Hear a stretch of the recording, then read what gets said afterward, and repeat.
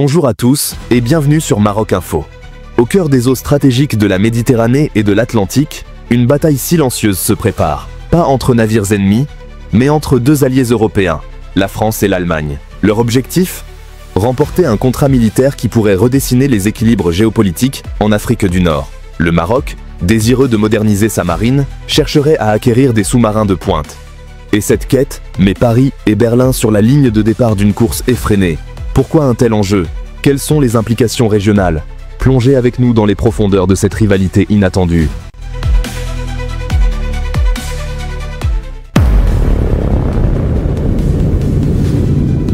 La quête du Maroc pour acquérir des sous-marins redéfinit le paysage maritime. Cette ambition a déclenché une compétition entre la France et l'Allemagne.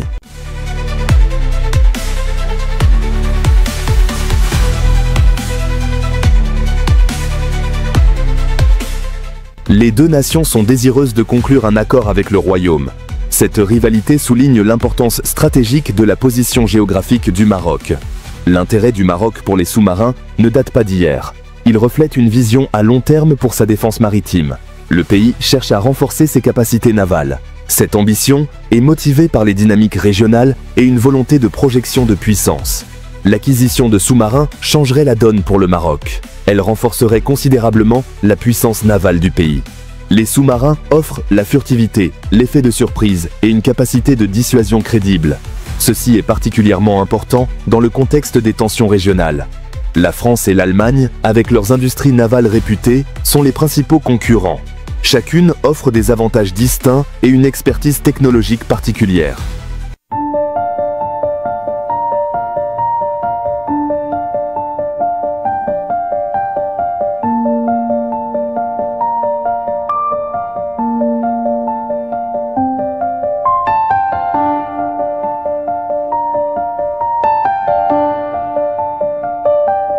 La France propose le sous-marin de classe Skorpen.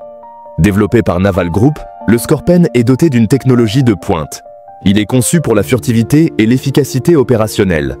Le Skorpen représente le summum de l'ingénierie navale française. La classe Skorpen est réputée pour son endurance et ses capacités de combat.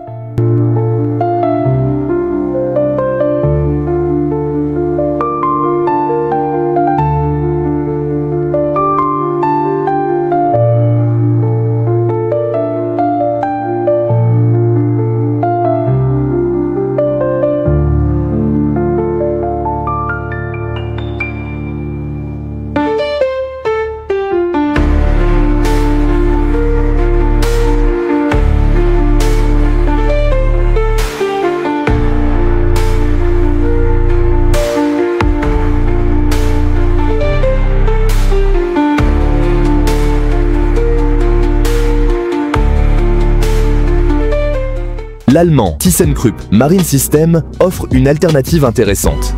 L'allemand TKMS propose deux options de sous-marins, le HDW de classe Dolphin et le HDW classe 209 1400 Maudet.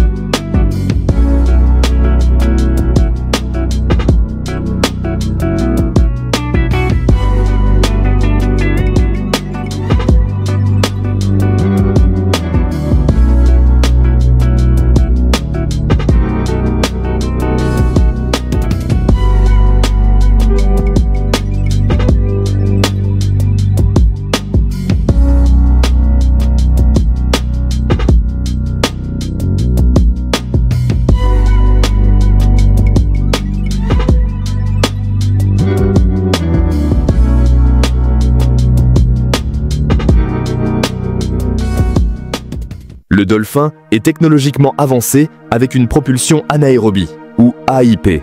Les systèmes de propulsion anaérobie, également appelés AIP, sont des technologies novatrices utilisées dans les sous-marins pour prolonger leur autonomie en plongée sans nécessité de remonter à la surface pour recharger leur batterie.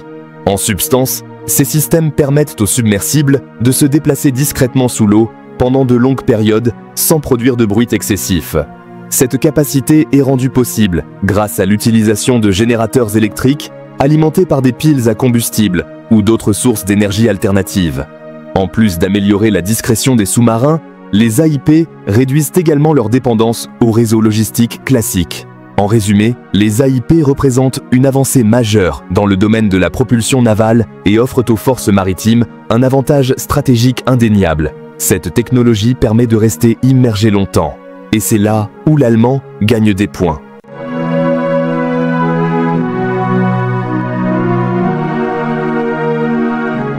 TKMS met l'accent sur le transfert de technologie et la production locale, ce qui rend l'offre allemande plus réaliste, car cela s'aligne sur l'objectif du Maroc de développer son industrie de défense.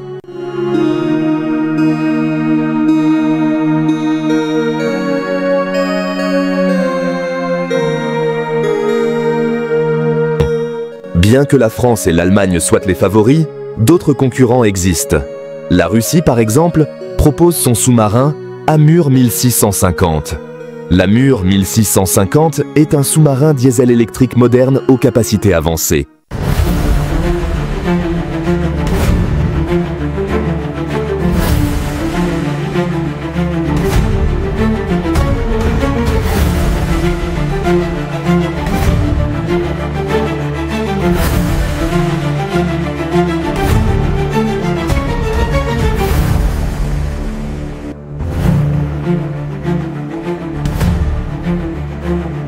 La quête de sous-marins du Maroc est inextricablement liée à sa rivalité régionale avec l'Algérie.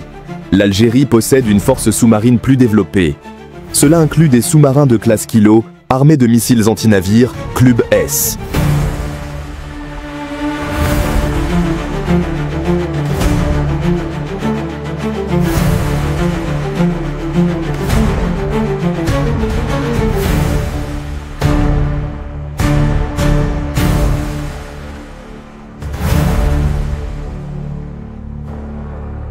Ces missiles représentent une menace importante pour les navires de surface. Les capacités sous-marines de l'Algérie sont une source de préoccupation pour le Maroc. Elles représentent un défi potentiel à la domination navale du Maroc dans la région. Cette rivalité est encore alimentée par des tensions historiques et des différends concernant le Sahara marocain. L'acquisition de sous-marins permettrait au Maroc d'équilibrer les forces en présence. Elle fournirait un moyen de dissuasion crédible contre la puissance navale algérienne. Les sous-marins amélioreraient la capacité du Maroc à protéger ses intérêts maritimes et à dissuader toute agression potentielle. Par ailleurs, les ambitions sous-marines du Maroc reflètent une tendance plus large dans la région. Ce renforcement naval est motivé par des préoccupations liées à la sécurité énergétique, au terrorisme maritime et à l'immigration clandestine. L'acquisition de sous-marins par le Maroc aurait de profondes implications stratégiques.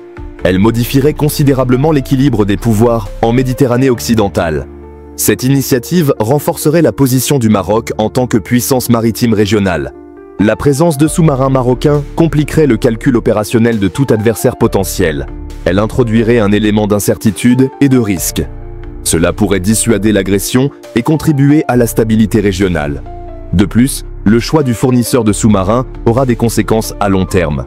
Il façonnera la base industrielle de défense et les alliances stratégiques du Maroc.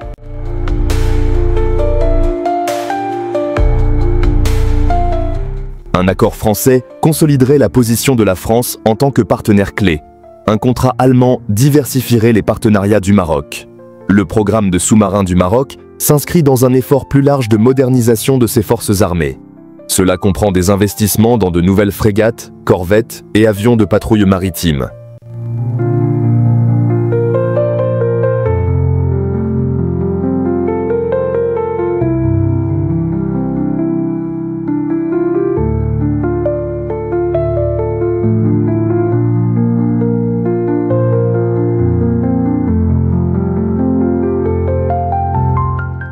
Les ambitions sous-marines du Maroc ne sont qu'une facette d'une stratégie maritime plus large. Au cœur de cette stratégie se trouve le concept de la ceinture bleue marocaine. Ce concept envisage un domaine maritime sécurisé et prospère sous contrôle marocain. Pour concrétiser cette vision, le Maroc investit dans une gamme de capacités maritimes. Cela comprend des avions de lutte anti-sous-marine et des avions de patrouille maritime. Ces moyens renforceront la capacité du Maroc à surveiller ses eaux, à détecter les menaces et à réagir efficacement.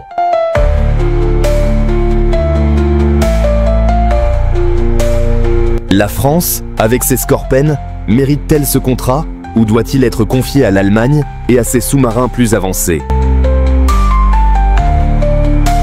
C'est la fin de cette vidéo. N'oubliez pas de liker, vous abonner et activer la cloche pour ne rien manquer de l'actualité de défense sur Maroc Info. Vive le Maroc et à très bientôt sur Maroc Info.